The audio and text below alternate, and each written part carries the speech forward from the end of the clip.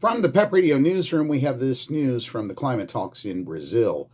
Pope Leo XIV on Monday urged countries at the United Nations climate talks to take concrete actions to stop climate change that is threatening the planet, telling them humans are failing in their response to global warming and that God's creation is crying out in floods, droughts, storms, and relentless heat. In a video message played for religious leaders gathered in Belem, Leo said nations had made progress, but not enough.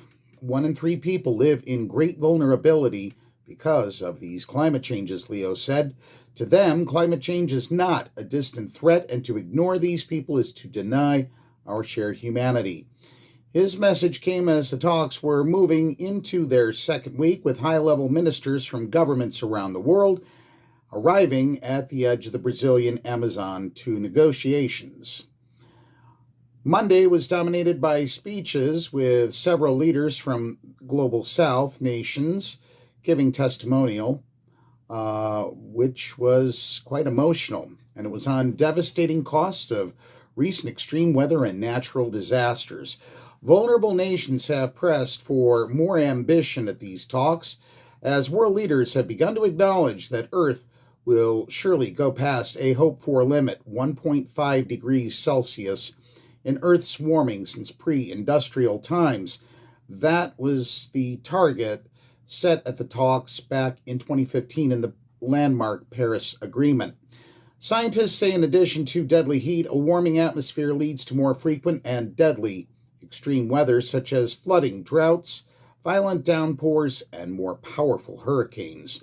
Leo said there's still time to stay within the Paris agreements, but not much.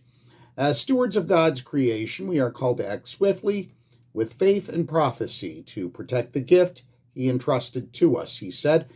And he added, but we must be honest, it is not the agreement that is failing. We are failing in response. What is failing is the political will of some.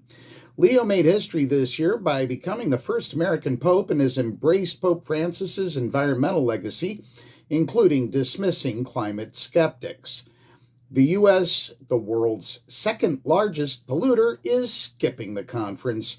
U.S. President Donald Trump called climate change the greatest con job ever perpetrated on the world during a speech to the UN General Assembly in September. That's what we know for now from the PEP Radio Newsroom. I'm David Moore.